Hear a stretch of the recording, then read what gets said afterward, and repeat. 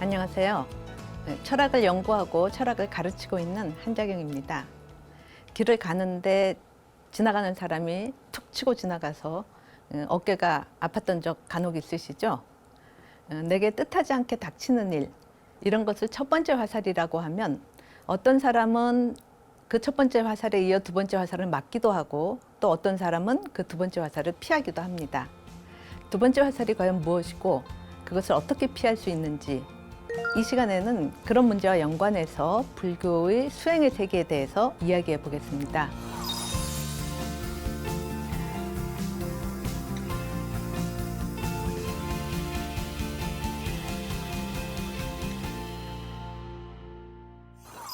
지난 강의에서는 그 불교는 세상을 실체론적으로 보지 않고 연기론적으로 이해한다는 말씀을 드렸었죠. 실체론에 따르면 자아는 항상되고 단일한 자기동일적 실체로서 존재하는 것이 됩니다.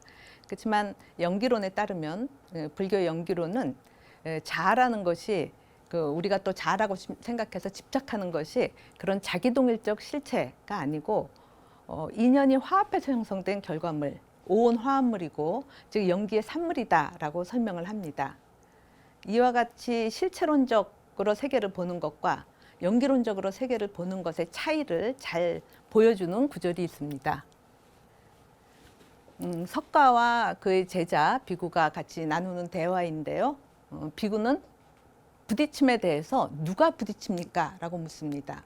누가에 해당하는 것이 부딪히는 작자, 나라는 거죠. 그런 자아를 설정하고 묻는 것이죠. 누가 부딪힙니까? 그랬더니 석가는 나는 부딪히는 자가 있다고 말하지 않는다. 만약 내가 부딪히는 자가 있다고 말하면 너는 그렇게 물어야 할 것이다. 그러나 나는 그렇게 말하지 않는다. 무아이니까요. 그렇죠? 실체론적 자아를 부정하는 거죠. 너는 무엇을 인연하여 부딪힘이 있는가? 라고 물어야 한다. 그러면 나는 육입처를 인연으로 해서 부딪힘이 있고 또 부딪힘을 인연으로 해서 느낌이 있다라고 말한다 라고 이야기합니다. 여기서 부딪힘이라는 것은 나와 세상과의 부딪힘, 길 가다가 누가 툭 치고 지나가는 거, 이 세상이 나를 부딪히는 거고 내가 또 세상과 부딪히는 거죠. 불교에서는 부딪힘을 부딪힐 촉으로 해서 촉이라고 이야기합니다. 촉은 육입처가 있어서 촉이 있고 촉이 있어서 수가 있다, 이렇게 이야기하는 거죠. 그 석가의 제자 비구가 하고 있는 사유는 실체론적 사유라고 할 수 있죠. 부딪힘이 있으면 누가 부딪히냐, 주체를 묻는 거죠. 우리는 또 일상적으로 그런 방식으로 묻죠. 뭐 빨간색이 보인다 그러면은 무엇이 빨간데, 이렇게 묻죠. 어떤 느낌이 있다, 어떤 생각이 있다 그러면 누가 느끼냐, 누가 생각하냐, 이거를 꼭 묻죠. 왜 우리는 일상적으로 왜 그렇게 사유할까요? 우리가 세상을 우리 자신의 인식 틀, 개념 틀에 따라서 보기 때문에 그렇다라고 말씀드릴 수 있습니다. 그러니까 우리의 언어 체계가 주어와 수로로 되어 있죠. X는 Y다, A는 B다, 이런 식이죠. 그러니까 사과는 빨갛다 그러면 사과가 주어고 빨갛다, 수로에 해당하는 거죠. 나는 생각한다 그러면 내가 주어고 생각하는 주체고 생각한다가 수로에 해당하는 거죠. 그러니까 이런 주어 수로의 언어 구조에 따라서 세상을 보기 때문에 세상은 주어 수로에 상응하는 실체와 속성의 관계로 되어 있다. 그러니까 빨간색이라는 속성을 보면 그것이 속하는 실체, 빨간 것이 존재한다라고 생각하고, 어떤 느낌이나 생각이 떠오르면 그런 느낌이나 생각을 일으키는 자아를 떠올리는 거죠. 실체로서 존재한다라고 생각을 하는 거죠. 그러니까 제자는 실체론적으로 사유하기 때문에 드러나는 현상에 대해서 그것을 일으키는 자가 누구냐, 그 실체를 설정하고 그것을 묻는다라고 말할 수 있겠죠. 반면에 석가는, 불교는 그런 식으로 인식 틀에 따라서 규정되기 이전의 세계, 이전 강연에서 공의 세계 또는 연기의 세계라고 말씀드렸었죠. 그런 존재의 실상을 본다라고 할 수 있겠죠. 그러니까 어떤 일이 일어나면은 그것이 그 일을 일으키는 주체가 있어서 행하는 것이 아니라 모든 것은 인연을 따라서 일어난 것이다, 연기한 것이다 라고 말할 수 있죠. 그러니까 무엇인가가 있으면은 그것을 일으키는 자, 그러니까 부딪힘이 있으면은 누가 부딪히냐, 그 부딪히는 자를 묻지 말고 무엇을 인연으로 해서 부딪힘이 생겨나는가, 그죠? 인연으로 해서 생겨난다. 연기론적으로 이해한다라는 거죠. 그러니까 부딪힘의 인연을 찾아라라고 말할 수 있겠죠. 그래서 석가가 대답했던 것은 유깁초를 인연으로 해서 촉이 있고 촉을 인연으로 해서 수가 있다.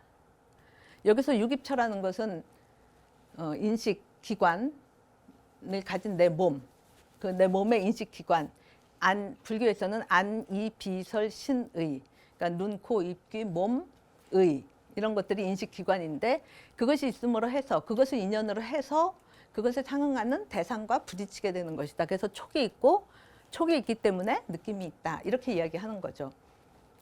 그러면 실체론적으로 사유하지 말고 연기론적으로 사유해라 라는 말인데 그렇게 제자가 금방 이해를 하지 못하죠. 왜냐하면 실체론적인 사유가 그런 어느 틀에 따라서 굳어져 있기 때문이죠. 그래서 다시 이렇게 묻습니다. 촉을 인연으로 해서 느낌이 있다 그랬더니 금방 누가 느낍니까? 아까랑 똑같은 질문인 거죠. 누가 부딪힙니까? 누가 느낍니까? 이렇게 묻습니다. 대답하는 방식은 똑같습니다. 나는 느끼는 자가 있다고 말하지 않는다. 내가 만약 느끼는 자가 있다고 말하면 너는 마땅히 그렇게 물어야 할 것이다. 그러나 느끼는 자가 있다고 내가 말하지 않으니까 너는 무엇을 인연으로 해서 느낌이 있는가라고 물어야 하고 그러면 나는 부딪힘으로 인해서 느낌이 있고 느낌으로 인해서 사랑이 있다라고 말한다. 그러니까 느낌에 대해서도 부딪힘에 대해서 부딪히는 자를 묻지 말듯이 느낌에 대해서도 누가 느끼냐라고 묻지 말고 느낌을 일으키는 인연을 물어라라는 거고 부딪힘이 그거라는 거죠. 부딪힘을 인연해서 느낌이 있고 느낌으로 인해서 사랑이 있다. 사랑에 느낌은 수라고 이야기합니다. 그래서 사랑이 있다 이렇게 이야기하는데 제자가 똑같이 또 질문을 합니다. 누가 사랑하는 겁니까? 마찬가지 말인 거죠. 사랑이 있으면 사랑하는 자가 있다. 나는 사랑하는 자가 있다고 말하지 않는다. 내가 그렇게 말했으면 그렇게 묻는 게 타당하지만 나는 사랑하는 자가 있지 않다고 말하니까 그 인연을 물어야 된다. 그럼 사랑은 무엇을 인연으로 해서 생겨나냐? 느낌으로 인해서 사랑이 있고 사랑으로 인해서 이렇게 취착한다. 취한다라는 거죠. 그런 취함이 있다라고 이야기합니다. 그러니까 이 인용 구절에서 나왔던 것은 촉이 있어서 수가 있고 수가 있어서 애가 있고 애가 있어서 취가 있다라고 설명하는 거죠. 그런 행위들에 대해서 행위하는 자를 실체론적으로 설정해 놓고 그것이 누구냐고 묻지 말고 행위의 인연을 물으라라고 이야기하는 거죠. 이것을 불교에서는 행위가 있고 그 행위에 대한 결과가 있다. 행위를 업이라고 이야기하죠. 행을 업이라고 이야기하고 업이 있으면 그 결과, 업의 보가 있기 마련이다. 그러니까 업과 보는 있지만 무엇이 없냐? 업을 짓는 자, 보를 받는 자, 그걸 작자라고 이야기하는 거죠. 그러니까 업과 보는 있지만 그런 것을 행하는 자아가 따로 있지 않다. 그러니까 유업보 무작자라고 이야기하는 거죠. 모든 것은 인연에 따라서 이런 인연이 있으므로 그 다음이 있고 이것이 있으므로 그 다음이 있는 식으로 있는 거지 그것을 행하는 각각의 주체가 따로 있는 것이 아니다라고 이야기하는 거죠. 이처럼 그 인연 관계로 연기고리로 이어지는 것을 쭉 연결해 놓은 것이 불교에서 많이 이야기하는 12지 연기입니다. 이 각각의 항목이 12개이기 때문에 12항목의 12지의 연기다. 그래서 12지 연기를 말합니다. 유깁초가 있어서 촉이 있고 촉이 있어서 수가 있고 수가 있어서 애가 있고 애가 있어서 취가 있다. 아까 인용구에서 다 나왔던 얘기인 거죠. 이 12지 연기에 있어서 맨 처음은 무명입니다. 그러니까 무명으로 인해서 행이 있고 우리 행위한다 할 때 아까 행위업이라고 말씀드렸었죠. 무명으로 인해서 행이 있고 그 행위업이니까 그런 업으로 인해서 식이 윤회하게 되고 그런 윤회하는 식이 있고 그 식으로 인해서 식을 인연으로 해서 명색이 있고 명은 심리적인 것, 색은 물리적인 것을 얘기하죠. 색, 명은 수상행식. 그래서 오온이 있고 라는 말이 되죠. 그 다음에 유깁초가 있고 아까 말씀드렸던 대로 유깁초는 안이 비설 신의 육근을 이야기하는 겁니다. 그러니까 명색이 있어서 유깁초가 있고 유깁초가 있어서 촉이 있고 그래서 수가 있고 그래서 애가 있고 그래서 애가 있어서 애를 인연으로 해서 취와 취가 있다. 취착이 있고 이 애와 취가 다시 우리가 업을 짓는 것이 되기 때문에 이런 업에 따라서 업력이 모여서 다음 생으로 태어날 수 있는 것이 되는데 그 업력을 유라고 얘기하는 거죠. 그래서 유가 있고 유가 있기 때문에 태어나게 되고 태어나서 노사 죽게 된다 라는 식으로 12지 연기를 이야기하고 있는 거죠. 모든 것이 다 인연이 있어서 그 다음 항이 있는 것으로 이해할 수 있겠죠. 그렇다면 문제는 이 12지 연기 항목 이 인과 연결에 있어서 그 맨 첫 항인 무명은 과연 무엇인가? 생사윤회의 첫 항인 그 무명은 뭐냐? 무명이라는 것은 없을 무의 밝은 명이죠. 밝음이 없다. 밝음은 곧 지혜를 말합니다. 그러니까 지혜가 없다를 뜻하는 거죠. 우리가 나를 포함해서 자아를 포함해서 인간을 포함해서 세계 전체에 대해서 무한한 많은 알을 가지고는 있죠. 근데 그것은 세계에 대한 어떤 객관적인 지식이지 불교가 말하는 근본적인 지혜는 아니다. 그런 의미에서 지식은 있어도 지혜가 없다. 그래서 무명이라고 이야기하는 겁니다. 말하자면 인간은 어디에서 와서 어디로 가냐? 내가 죽으면 어떻게 되냐? 인간이 죽으면 어떻게 되냐? 이 우주는 어떻게 해서 존재하게 되는 건가? 이런 것에 대한 통찰, 깨달음, 지혜는 있지 않다라는 거죠. 그래서 무명이다. 지난 시간에 말씀드렸었던 것처럼 불교에서는 근본적으로 모든 것이 근본에 있어서는 하나다, 불이다 라고 이야기하죠. 나와 너가 다르지 않다 라고 이야기하는데 그래서 무하다 라고 이야기하는데 우리는 일상적으로 나는 나다라는 생각을 갖고 있는 거죠. 너와 구별되는 나는 있다. 나는 나다라는 그런 아집을 갖고 그 집착에 근거해서 행위를 하니까 업을 짓게 되는 거고 그 업에 따라서 윤회하게 되는 거죠. 그렇다면은 그런 인과 연결고리를 쭉 말했는데 그 첫 항이 되는 그 무명은 그럼 어디서 온 거냐? 그게 절대적인 첫 항이냐? 그러면은 인간은 본래 태어날 때부터 지혜가 없는 자다. 인간은 본래 무명의 존재다. 이렇게 첫 항을 놓는 거가 되는 거죠. 인간은 자기를 알 수 없는 존재다. 이렇게 되는 거죠. 근데 그것이냐? 아니면은 무명 또한 인연이 있어서 무엇을 인연으로 해서 생겨난 것이냐가 물음이 되겠죠. 근데 불교는 실체론적 사회와 달리 첫 항을 놓지 않습니다. 절대적 첫 항, 그 자체로 있는 것은 없다. 무명 또한 무엇인가를 인연으로 해서 생겨난 것이다. 그럼 무엇을 인연으로 해서 무명이 있게 되냐? 12지 연기고리에서 이것을 설명하기 위해서 명색이 있고 명색은 이것을 인연으로 해서 있고 라는 식으로 원인을 소급해 가서 맨 첫 항, 무명이죠. 그럼 이 무명은 어떻게 해서 생겨난 것이냐? 무명을 통해서 쭉 생겨나게 되는 전체 그 연기 관계를 쭉 따라갔을 때 그 맨 마지막 항, 생이 있어서 노사가 있다. 이 생노사로 인해서 무명이 있다. 이렇게 설명하는 거죠. 그러니까 무명이 있어서 윤회하는 삶이 있고 윤회하는 삶이 있기 때문에 그것을 인연으로 해서 무명이 있다. 이렇게 이야기하는 거죠. 그러니까 일종의 순환으로 볼 수가 있겠죠. 독일 철학자 알버르트라는 철학자가 있는데 존재의 근원에 대해서 설명하는 이 일체에 대해서 설명하는 방식이 세 가지가 있는데 그게 다 문제가 있다. 그래서 트릴레마라고 이야기합니다. 그러니까 우리가 뭔가를 설명하는데 두 가지 길이 있다. 근데 이 길도 문제가 있고 또 다른 길도 문제가 있다. 그러면 우리가 그거를 딜레마라고 이야기하죠. 그죠? 듀오 해서 딜레마가 되는데 세계를 설명하는 데는 딱 두 길만 있는 게 아니라 세 가지 길이 있다. 트리에 해당하는 거죠. 근데 그게 다 문제가 있다. 그래서 트릴레마라고 이야기하는 겁니다. 그 세 가지가 하나는 근원을 설명해가는 방식이 계속 근원을 소급해서 올라가는 끊이지 않고 무한히 올라가는 방식으로 설명하는 것, 무한소급. 문제가 있다는 거죠. 두 번째는 그 무한소급을 끊는 첫 번째 항을 설정하는 것. 그것도 문제가 있다는 겁니다. 독단이라는 문제가 있고 세 번째는 그 원인이 마지막 결과와 맞물려 있다. 아까 12지 연기에서 첫 항이라고 생각한 무명이 결국 마지막 항인 생노사와 연결되어 있다. 그것이 인연으로 해서 생긴다. 그러면 이걸 순환이라고 얘기하죠. 근데 순환도 문제가 있다. 또 다른 방법 생각나나요? 제4의 길? 이 알버트 철학자는 근원을 설명할 때 이 세 가지밖에 없다. 그래서 근데 다 문제가 있어서 트릴레마다. 이렇게 이야기를 합니다. 첫 번째 무한소급은 어떤 문제냐? 애가 자기 엄마한테 엄마 나는 어떻게 해서 존재하는 거야?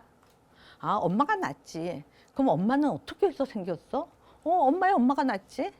그럼 그 엄마의 엄마는? 그 엄마의 엄마가 낳지. 계속 그렇게 답한다 그러면 밤에 묻기 시작하면 날이 새도록 대답해도 끝이 없겠죠. 그러니까 애가 시원하게 아 대답이 됐다 이런 느낌을 갖겠어요? 계속 묻게 되는 거죠. 시작이 없는 거죠. 그죠? 이 우주를 설명하는데 오늘의 세계는 어제가 있어서 오늘이 있다. 어제는 그제가 있어서 있다. 이제 시간을 푹푹 건너뛰어서 10억 년 전 너무 많이 뛰었나요? 1억 년 전에 있어서 있는 것은 10억 년 전에 있어서 있다. 10억 년 전은 20억 년 전에 있다. 계속 소급해 올라가면은 시작이 없는 거죠. 시작이 없기 때문에 결국은 그것을 통해서 설명하고자 하는 이 현재도 제대로 설명되지 않는다. 그러니까 무한소급은 문제가 있다. 이 무한소급을 끊기 위해서 실체론적 사유에서 행하는 방식은 뭐냐면은 무한소급을 끊는 첫 항을 놓는 것입니다. 예. 세계는 어떻게 해서 존재하는가? 아까 말씀드렸던 대로 오늘은 그 이전이 있고 그 이전이 있고 그래서 처음으로 쭉 거슬러 올라가면은 태초가 있다. 이 태초의 그 원인은 무한소급은 이 원인에 대해서 다시 그것의 원인을 되물으니까 무한소급이 되는 거죠. 근데 어딘가에서 처음에는 그것이 스스로 존재하고 그것을 있게 하는 다른 원인을 필요로 하지 않는다. 자기 원인적 존재다. 제1원인이 되는 거죠.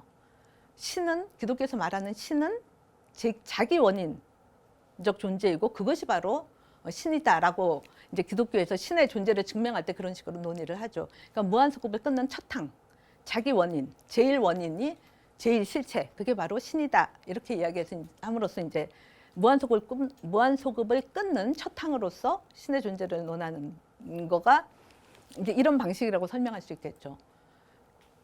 그건 이제 창조론에서 이야기하는 거고 현대 과학에서는 이 우주가 어떻게 해서 존재하는가? 무한히 이렇게 소급해 올라가다가 무한소급으로 빠지는 게 아니라 태초에 빅뱅이 있었다. 여러분 학교에서 그렇게 배웠죠? 대체 빅뱅이 있었다. 그죠? 빅뱅이 일어나고 나서 거기서부터 에너지가 나오고 그 에너지로부터 원소들이 생기고 원소가 이렇게 화합해 갖고 별들이 생기고 그 별들 중에 하나가 지구고 그 지구 안에서 무생물이었다가 그죠? 물질적인 것으로부터 생겨나니까 거기서부터 또 진화해서 동물이 생겨나고 그 중에 원숭이가 진화해서 인간이 됐다. 이렇게 설명하죠. 빅뱅은 무한소급을 끊는 첫 항이다라고 말할 수 있겠죠. 근데 그런 식으로 설정되는 첫 항은 그것을 통해서 그 이후의 것들을 다 설명하죠. 신이 우주를 창조했고 빅뱅이 있었고 그 이후에 이렇게 시간이 흘러간다. 다른 것은 설명하지만 그 첫 항은 그럼 어떻게 해서 있게 된 거냐? 설명할 수 없는 것으로 남는 거죠. 다른 것을 다 설명하는 그것 자체는 그러니까 신이 우주를 창조했다. 그렇게 답하면은 그걸로 대답이 된 걸로 생각하지. 그럼 그 신은 어떻게 해서 존재하는데? 묻지 않는 거죠. 신을 설명하는 다른 근거가 있지 않는 것으로서 설정해 놓는 거죠. 빅뱅은 어떻게 해서 존재하느냐? 빅뱅을 통해서 우주 과정을 쭉 진화를 설명하지만 그럼 빅뱅은 어떻게 해서 있게 됐느냐? 그 에너지는 어떻게 해서 생겼냐? 묻지 않는 거죠. 그냥 빅뱅에서부터 출발하는 거죠. 그러니까 다른 것을 설명하되 그것 자체는 설명되지 않는 것, 설명되지 않았다라는 의미에서 그거는 근거 없이 설정된 것이다. 그래서 독단이다, 도그마다. 도그마를 우리가 독단이라고 이야기하는 거죠. 문제가 있다라는 거죠. 제1항을 설정하는 것도. 석가모니가 수행을 하면서 깨달은 게 저런 무한소급을 끊는 제1항, 실체, 우주를 창조하는 신, 어느 민족이든지 저런 사유를 갖고 있었죠. 인도에서도 우주를 창조한 브라만이라는 범천이 있다. 그래서 우주를 창조했다. 이렇게 생각하는데 그런 존재가 있지 않다. 전체를 이루는 첫 항이 있지 않다라는 말이 되겠죠. 그런 첫 항을 인정하는 것이 아니기 때문에 무명도 절대적인 출발이 아닌 거죠. 아까 말씀드렸던 것처럼 무명은 연기고리에서 첫 항이 아니라 인간은 본래 무명의 존재다. 이게 아니라 이 무명은 그 연기고리 안에서 맨 마지막 항 생노사를 인연으로 해서 생겨난 것이다. 이렇게 순환으로 설명하고 있는 거죠. 그럼 순환이 무한소급에 빠지지도 않고 독단에 빠지지도 않는데 왜 문제냐? 우리가 순환적 설명이 이거죠. 닭이 어떻게 돼 있지? 달걀. 알에서 닭이 나오지. 그러면 질문이 금방 그럼 알은 어떻게 돼 있지? 닭이 났잖아. 그럼 뭔가 설명된 것 같죠? 근데 다시 생각해 보면 설명이 안 된 것 같잖아요. 그냥 다람쥐 쳇바퀴 돌듯이 알에서 닭이 나오고 닭에서 알이 나오고 어떻게 해서 이거가 이루어지는지는 설명되고 있지 않은 거죠. 그런 식의 순환적 설명이 갖는 문제가 있기 때문에 순환도 전체를 설명하는 데 있어서 문제가 있다. 순환이라는 문제가 있다. 그래서 무한소급이나 제1항을 설정하는 독단이나 그거를 배제하는 순환이나 다 문제가 있다. 그래서 트릴레마라고 이야기하는 거죠. 첫 항이 있으므로 다음 항이 있고 그게 있으니까 그 다음 항이 있고 계속 그렇게 되는데 어디에서부터 환멸문이 시작될 수 있는가?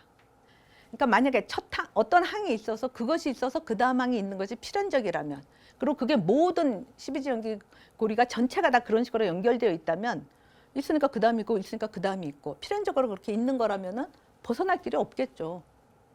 어디에선가 어떤 항이 있는데 그 다음으로 꼭 나아가야 되는 것이 아니라 끊을 수 있는 어떤 항이 있는데 그 다음 항은 없을 수도 있는 그런 지점이 있어야지.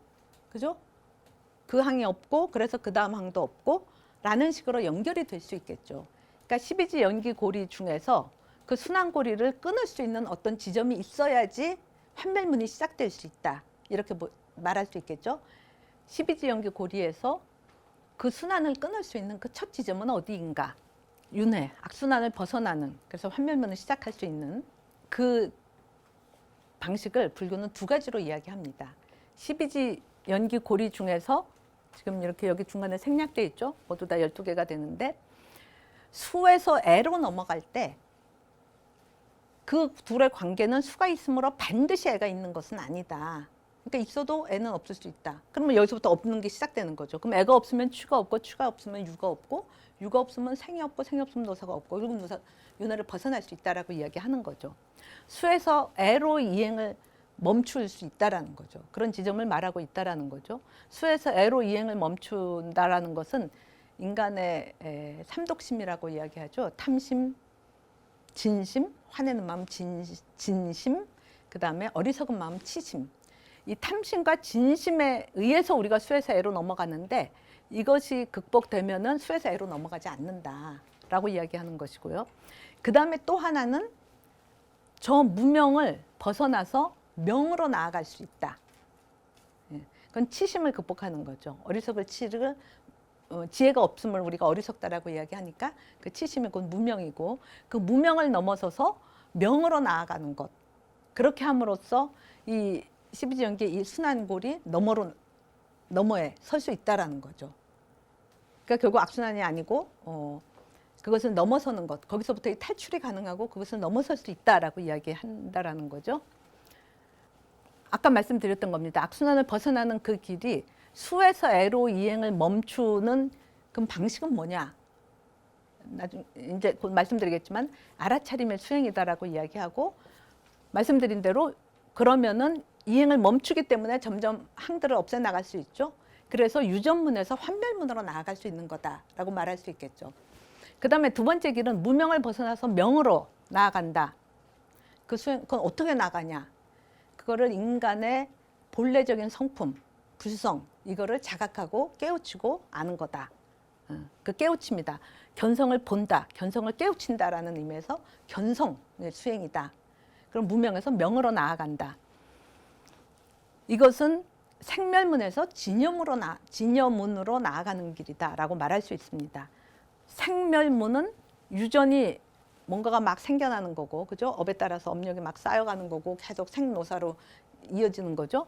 유전문이 생을 설명하는 거라면은 생멸문의 멸은 환멸문을 말하는 거다라고 볼 수 있죠. 그러니까 생멸문과 환멸문, 아니요, 유전문과 환멸문, 그 둘을 합한 생멸문 넘어서 진여심, 인간의 본심, 부처의 마음, 그리로 나아가는 것을 진여문이라고 이야기합니다. 그러니까 그리로 나아가면은 무명을 깨고 무명에서 벗어나서 명으로 명의 자리에 자기가 서게 되는 거고, 그렇게 함으로써 생사윤회를 벗어난다라고 말하고 있는 거죠. 그러니까 이제 두 가지 길을 이야기하고 있는데 오늘 수행의 세계 여기서는 이제 순서대로 말씀드리겠습니다. 예, 그 첫 번째 길이 말씀드린 대로 유전문에서 환멸문으로 나아가는 건데, 부딪힘 촉으로 인해서 느낌이 있고 느낌에서 애로 나아가지 않는 거다 그랬죠. 그럼 이제 느낌이 뭐냐? 불교가 이 세상에 태어나서 세상과 접하면서 처음 갖게 되는 것은 뭐 세상에 대한 어떤 인식이다 이렇게 이야기하는 게 아니라 느낌이라고 이야기하는 거죠. 애가 태어나면 막 울잖아요. 괴로운 느낌이 있기 때문에 그런 거죠. 그러니까 세상과 부딪혀서 촉하게 되면 곧 느낌이 일어나게 되는 거죠. 근데 느낌이라는 것은 육입처로 인해서 촉이 있고 그다음에 수가 있다 이렇게 말씀드렸었죠. 그 느낌이란 것은 육입처인 이 내 몸, 육근, 그죠? 육근, 육입처가 곧 육근이기 때문에 그 육근과 그것에 상하는 대상, 육경, 세상이 되겠죠. 나와 세계. 이거가 서로 촉함으로써 부딪힘으로써 생겨나는 것이 느낌이다. 그죠? 그래서 촉을 연해서 수가 있다. 느낌 수가 있다. 이렇게 말할 수 있겠죠. 근데 나한테 이렇게 부딪혀 오는 대상이 나에게, 나의 상태에 잘 맞아 들어가는 거면 그걸 수순한다라고 얘기하죠. 이렇게 어긋나지 않고 잘 맞아 들어가면 내가 느낌이 어떻겠어요? 기분이 좋겠죠? 느낌이 좋은 거죠. 즐거운 거죠. 그래서 즐거운 느낌을 갖게 된다. 그거를 즐거울 락자를 써서 락수라고 이야기하고, 이 경계가 나한테 거슬르는 거면은, 역하는 거면은, 그죠? 그럴 경우에는 내가 당연히 괴로운 느낌을 갖게 되겠죠. 뭔가 불쾌한, 편안하지 않는 느낌을 갖게 되겠죠. 그런 괴로운 느낌을 고수라고 이야기하죠. 괴로운 느낌이다, 고수다. 그리고 락도 아니고 고도 아닌 느낌을 비고 비락의 느낌을 사수 이렇게 이야기하는 거죠.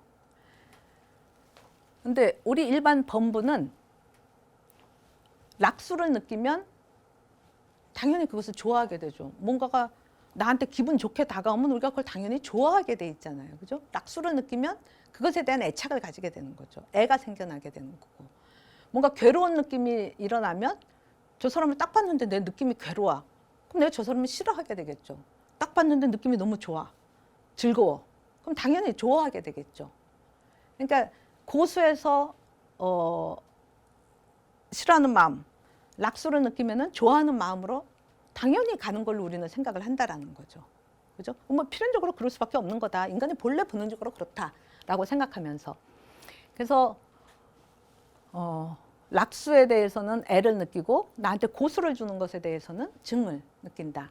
애증이라고 우리가 이야기하죠. 그 애증을 여기 대표적으로 애라고 이야기해 놓은 것입니다. 우리가 느낌이 있으면 뭐 모조리 다 사랑하는 게 아니라, 그죠? 고수에 대해서 우리가 사랑하지 않죠.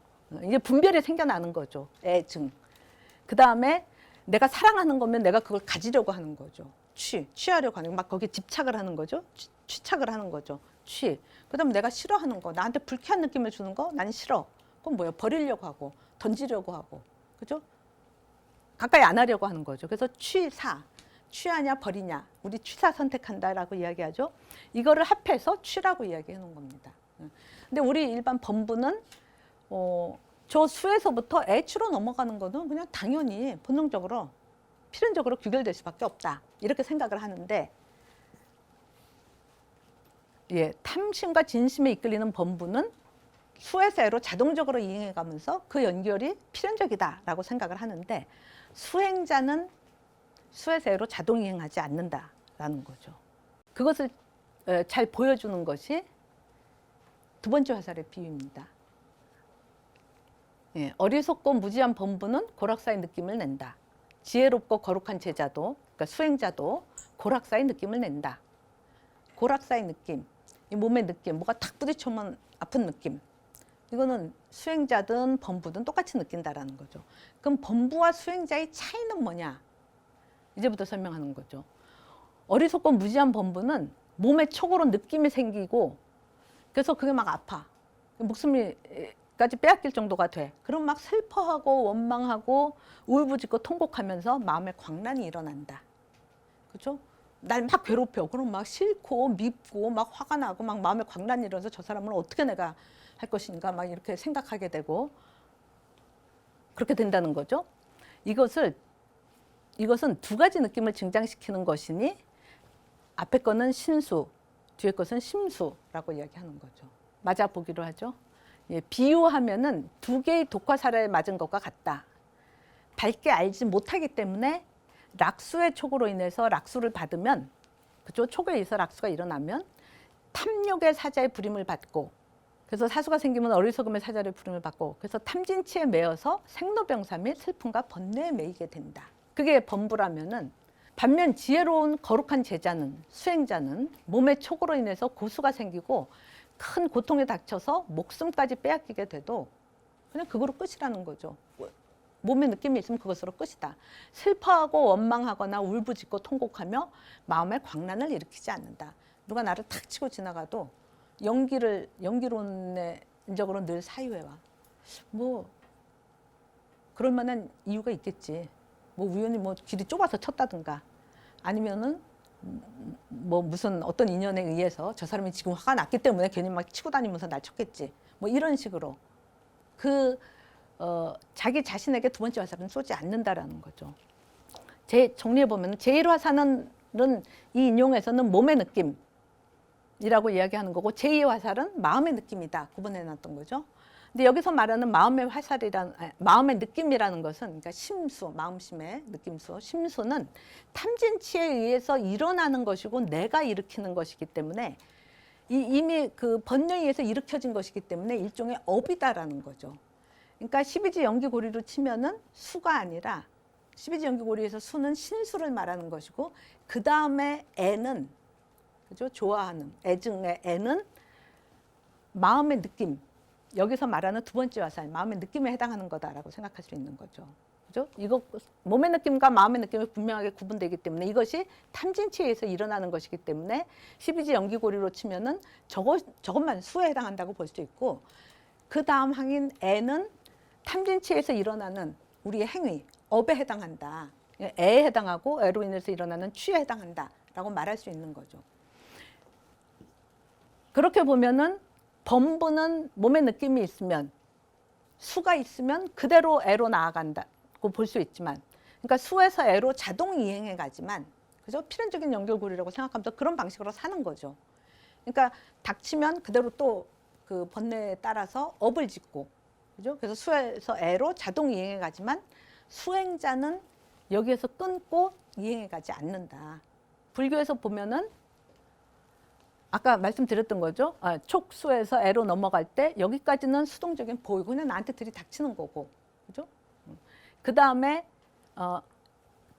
애로 넘어가면서 우리가 능동적인 업을 짓는 거다라고 말할 수 있는데, 탐진치에 의해서 일어나는 것이기 때문에 업인데, 이 이행은 막을 수 있다라는 거죠. 그러니까 필연적인 그 이행이 아니다, 필연적인 순환이 아니다라고 말할 수 있고, 이제 막는 자가 수행자고 못 막고 그냥 이행해 가는 것이 범부다.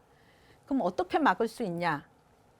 예, 불교에서는 사념초관을 이야기하고 있습니다. 수행 방법으로 사념초관을 이야기하는데, 네 가지 염처, 네 가지 염처라는 것은, 그러니까 잘 알아차려야 할 곳, 그죠? 생각념, 때처자, 뭐 장소 처자를 써서 염처, 그것을 잘 관한다. 그걸 이제 사념처 관이라고 이야기하는데, 어떤 네 가지냐?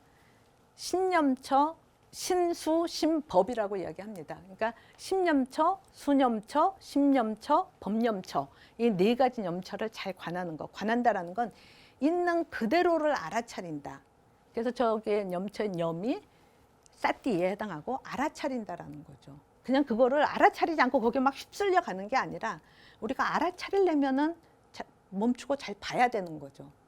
그런 그 환멸문의 끝은 과연 무엇이냐? 다 없애나가요. 반야심경에 나오죠. 무, 색, 무수상행식. 색수상행식은 이 인연 연기고리에서 보면은 명색이 아까 이게 오온이라고 말씀드렸었죠. 수상행식이 오온인 거죠. 쭉 없애나가니까 명색도 없고, 환멸문에 따르면 이것도 없고, 그 다음에 명색이 없으니까 유깁처도 없고, 무아니 비설신이 육근이라고 말씀드렸었죠. 무아니 비설신이 유깁처도 없고 육근도 없고, 그럼 이것의 상황에서 나타나는 육경도 없고, 그러니까 무색성향미촉법, 그죠? 그 다음에 근과 경이 화합해서 일어나는 식도 없다.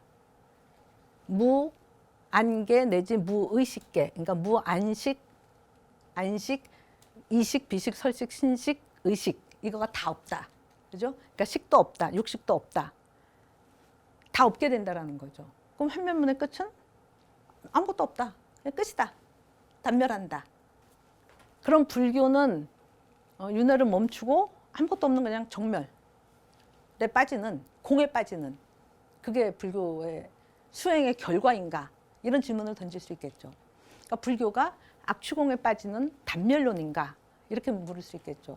만약에 인간의 마음이 근과 경의 화합으로 일어나는 육식으로 끝이라면은, 다 없어지면은 뭐 느끼는 자도 없으니까 그냥 다 끝나게 되겠죠. 그럼 정멸이다. 그냥 공이다. 아무것도 없다. 이렇게 되겠죠. 근데 불교가 수행을 할 때는 그런 정멸열반, 공회로 끝나고자 해서, 그러니까 불교의 수행이 지향하는 것이 정멸열반, 공, 그거 자체가 아니라는 거죠.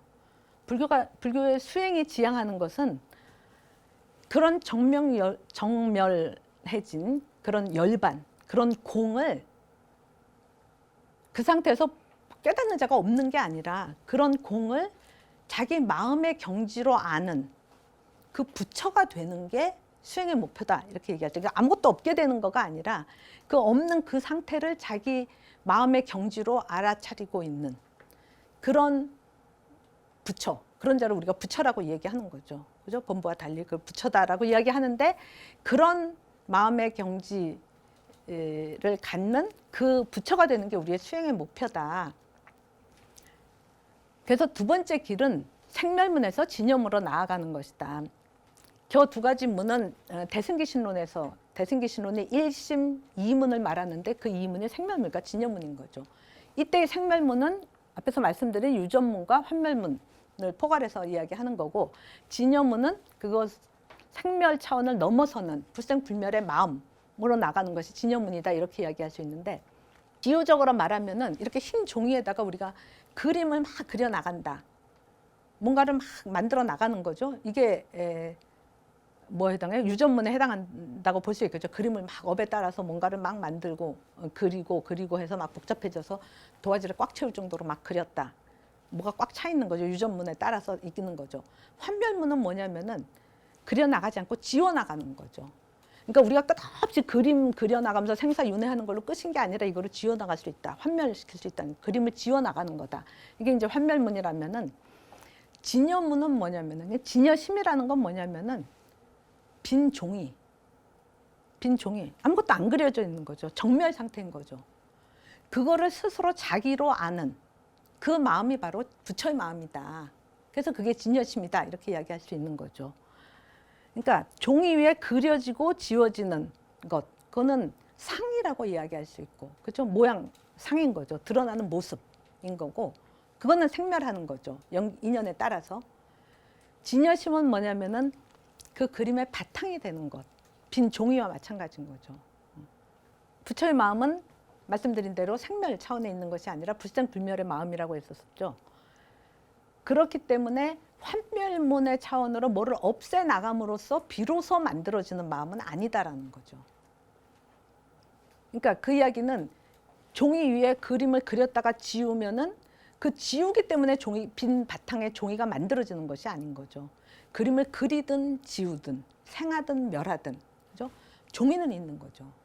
그러니까 부처의 마음이라는 것은 그림과 상관없이, 그려지거나 지워지거나 상관없이 그림이 그려져도 종이 위에 그려지는 것이니까, 그죠? 항상 그 바탕에 있는 것이다.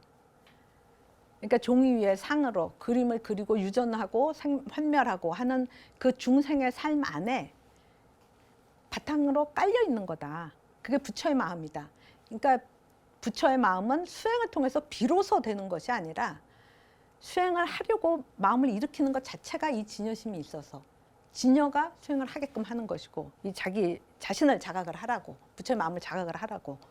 그렇기 때문에 이 부처의 마음은 수행을 통해서 비로소 만들어지는 것이 아니라, 그러니까 부처가 비로소 되는 게 아니라 중생은 이미 그 마음 안에 부처의 마음을 가지고 있다. 그래서 중생이 본래 부처다. 이렇게 이야기할 수 있다라는 거죠.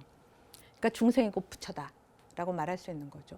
부처가 아니면은 부처의 마음이 우리한테 없으면 그런 마음을 우리가 가질 수가 없다라는 거죠.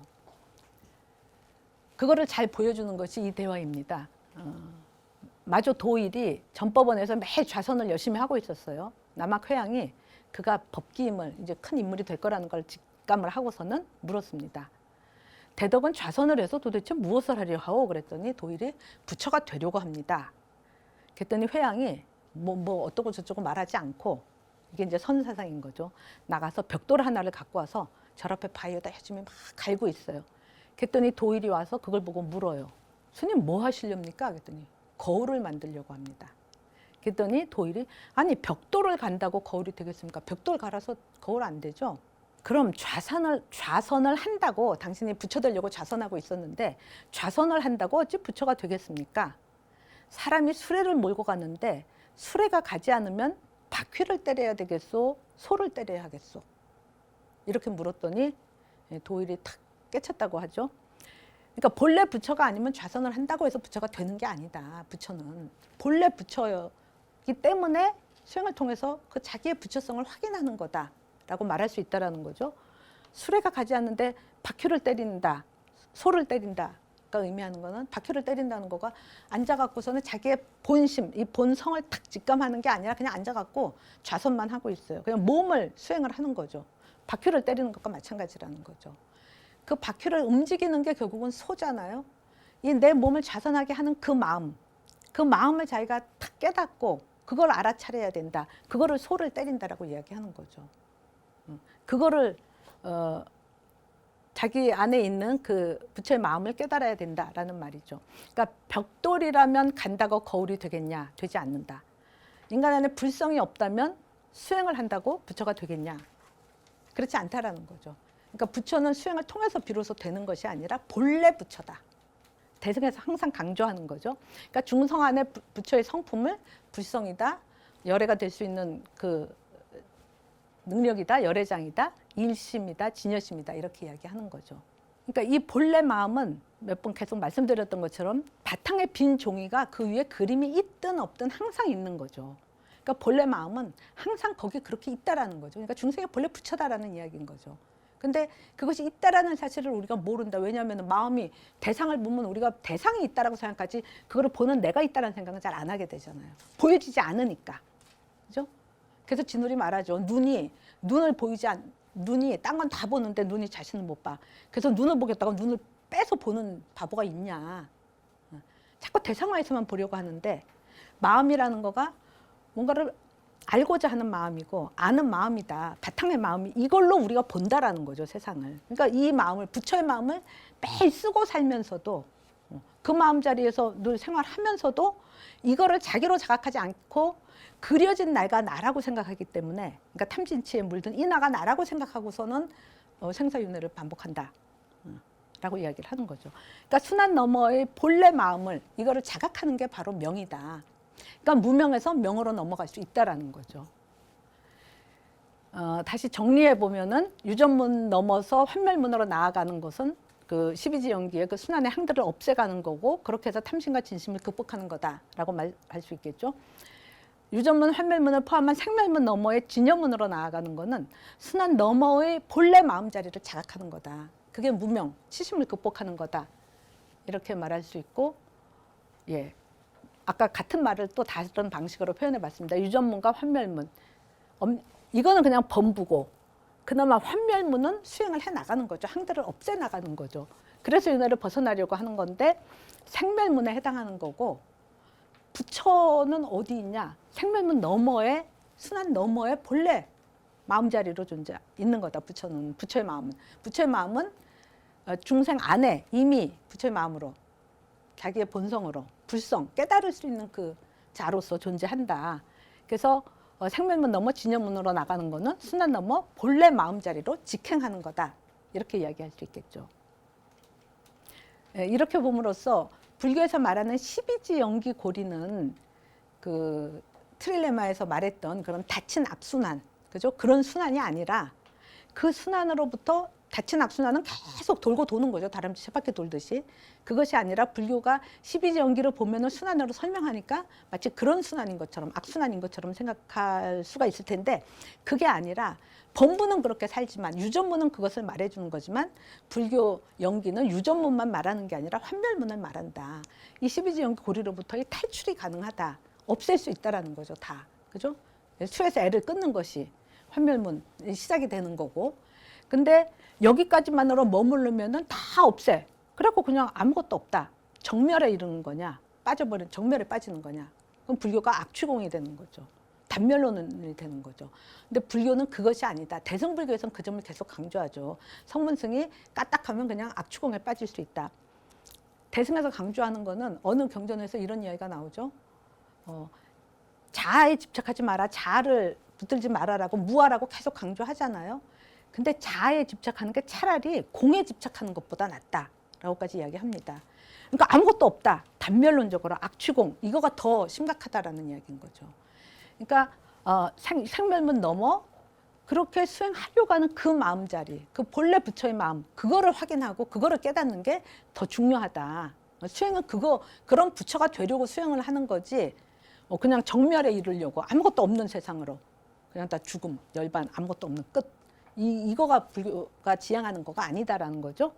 그래서 진여문 그 무명을 명으로 넘어선다라는 거는 12지 연기고리가 그런 악순환에 닫힌 고리가 아니다. 수에서 애로 넘어가지 않을 수 있어서 환멸문을 시작할 수 있고, 또 이 12지 연기고리 너머의 참된 부처 자리, 부처의 마음을 찾는 것, 그 진여문이 있다.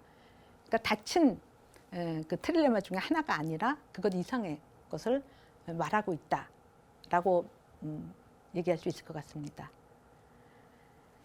예, 깜깜한 방에 있으면 아무것도 안 보이죠. 깜깜한 데 있다가 갑자기 불을 켜면, 또는 문맹이에요. 글을 몰라요. 그러다가 글을 배워서 글을 읽게 되면 이전과는 완전히 다른 세계가 열리게 되죠. 그런 것처럼 수행을 통해서 이런 그 연기의 순환고리를 넘어서면, 탈출하면 완전히 새로운 세계가 열린다. 이렇게 볼 수 있겠죠. 예, 오늘 강연은 이것으로 마치도록 하겠습니다.